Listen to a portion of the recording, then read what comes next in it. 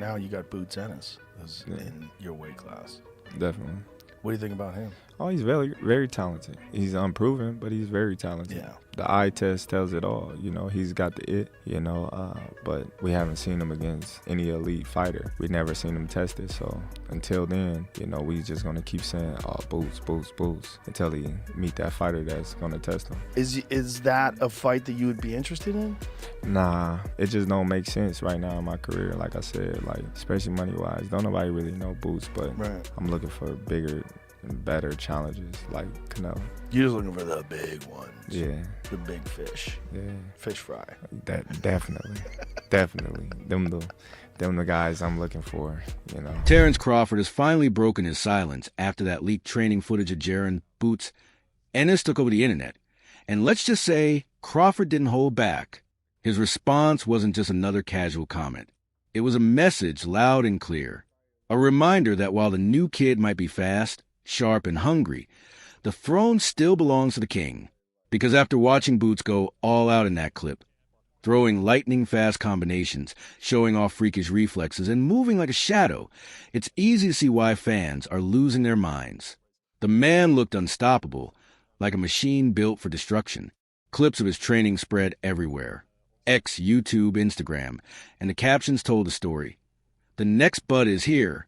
Crawford 2.0 just arrived.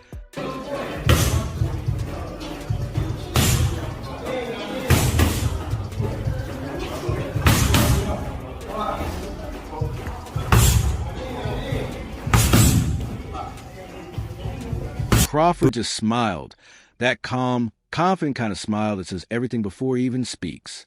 Then he dropped a line that silenced the room. If he's the next me, then he's still got a long climb ahead.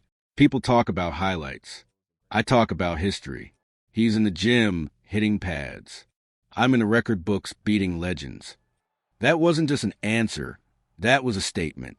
A warning shot to everyone ready to crown the next king too soon. You know, Terence is only going to fight Boots if there's loads of money on the line, because he knows how good Ennis is, and he's not going to fight anymore unless it's for a lot of money. So we have to do what we say. We have to prove the quality of Ennis, and he has to earn his shot against Crawford. But that is the fight that I look at in 9 to 12 months' time, 3 fights down the line. And I think US fight fans are going to be crying out for that fight.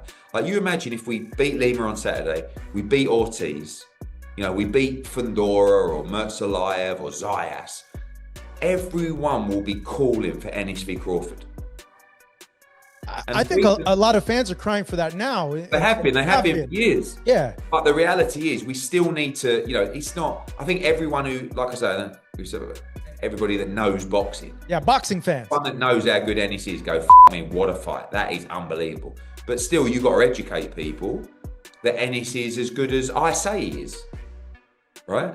And you do that by beating the champion. So we've got work to do. No one in boxing history has done what Terence Crawford just did. Not Mayweather, not Pacquiao, not even Canelo. Becoming an undisputed champion in 5 weight divisions? That's a record that stands on its own. So when Jaron Boots, Ennis's name started getting thrown around next to Crawford's, you can understand why it hit a nerve. Canelo couldn't really keep up with him. He was too fast. His feet, footwork was too good. Do you think the scores was right on, or do you think maybe it was a little more towards Bud? What was the scorecards? 115, 113, 116, 112. Yeah, that's about right. Yeah? I feel like Bud damn near basically won every round. So yeah.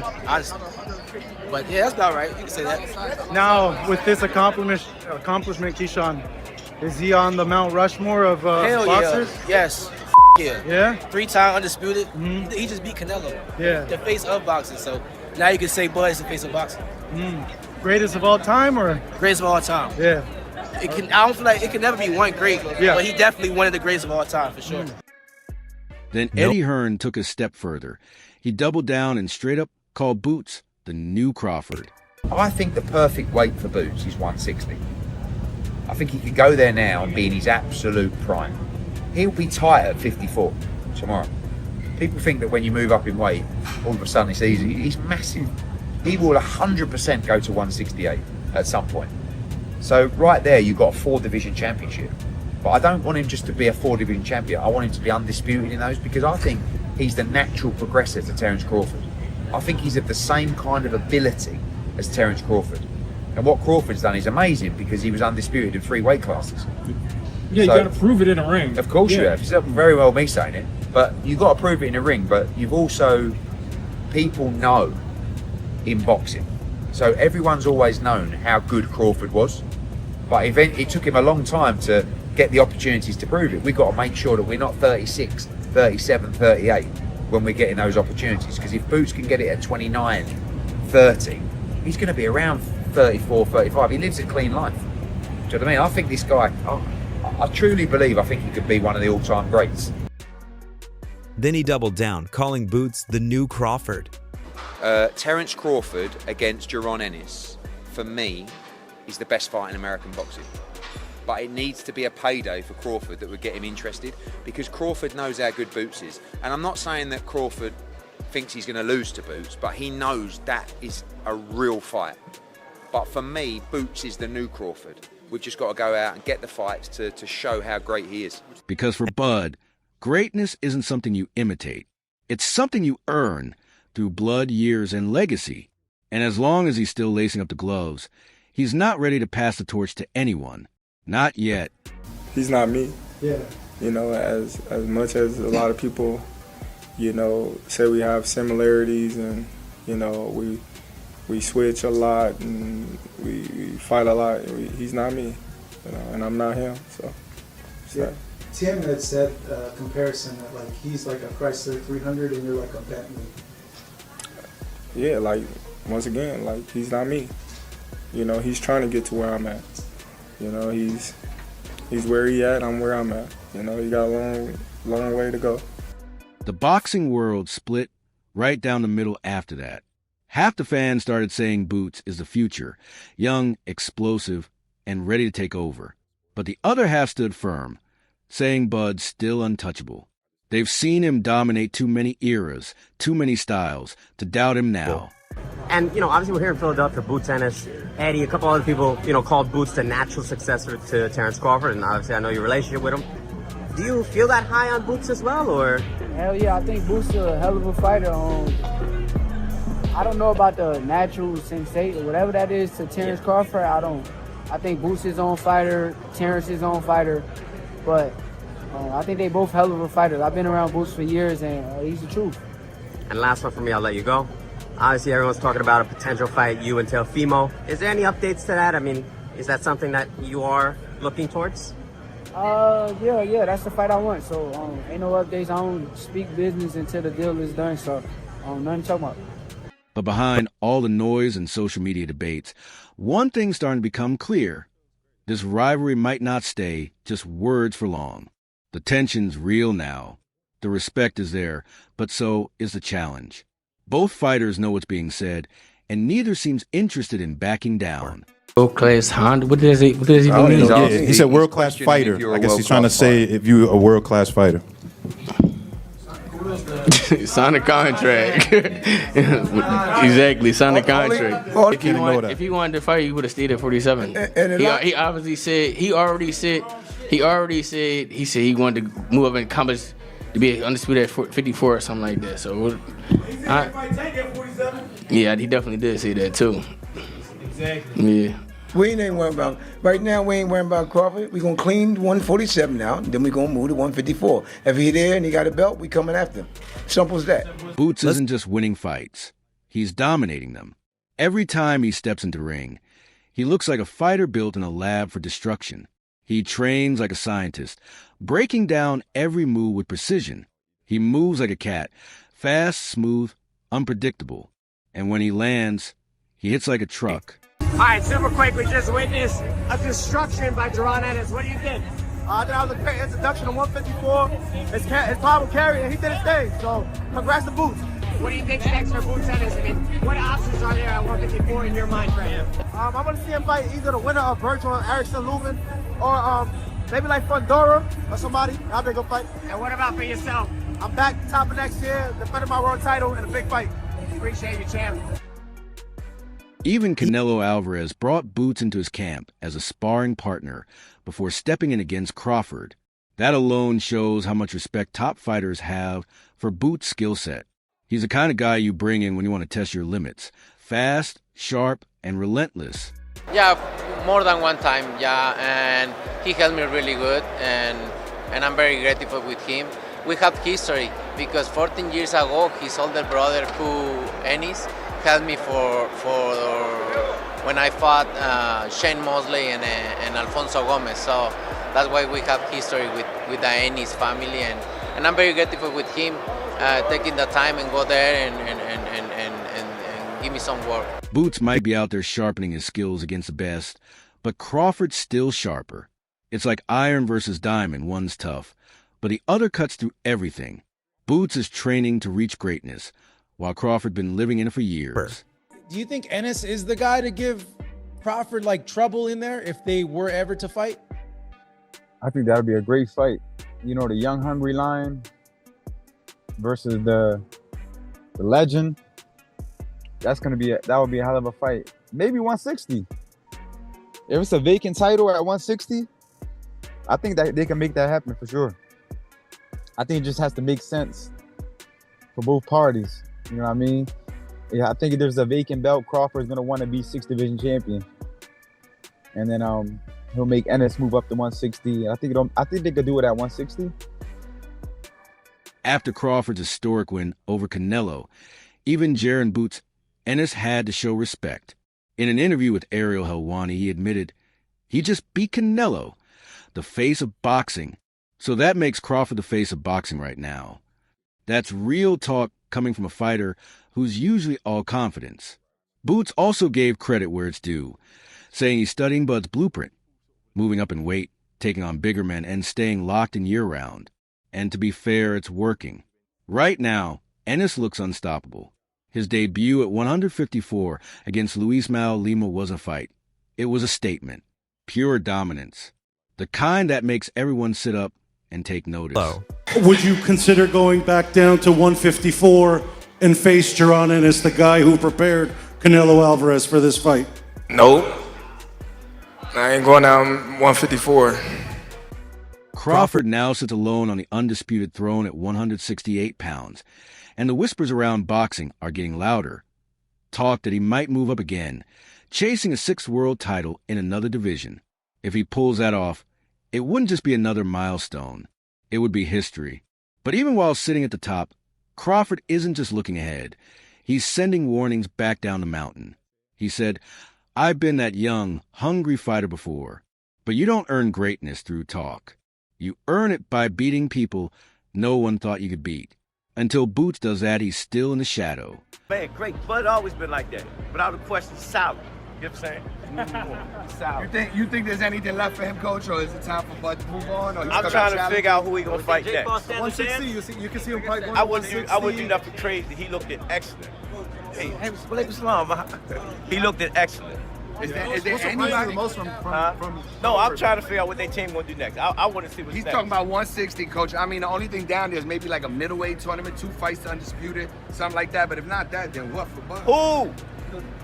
Well, they were talking about Jaron Ennis going to 160, possibly going Jaron Ennis going to 160. If he go to 160, then we got another mega fight. You think that's a mega fight? I don't know that yet, but I'm saying, and the boxing fans that know boxing would say that's another mega fight. What would? As one veteran trainer perfectly put it, Crawford's in that stage of his career where every fight is chess, not checkers.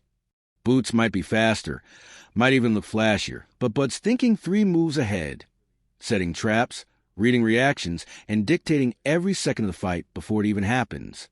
That's the difference between raw talent and refined mastery. You know, Terence is your man. Yeah. Bud your man. Yeah. You know the fight niggas want to see, bro. What? Boots. No niggas want to see Boots, bro.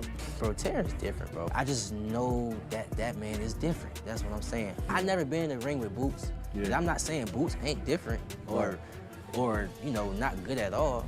I think it would be a good fight, but I just think, you know, Terence, just like he said, man, he been battle tested before. Terence been through all the ups and downs in the ring.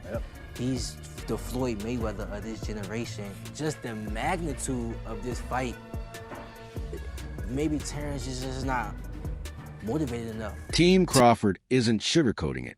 They've made it clear. In their eyes, Boots hasn't earned that shot yet. They still see him as being in his prospect era, talented, dangerous, but not fully proven.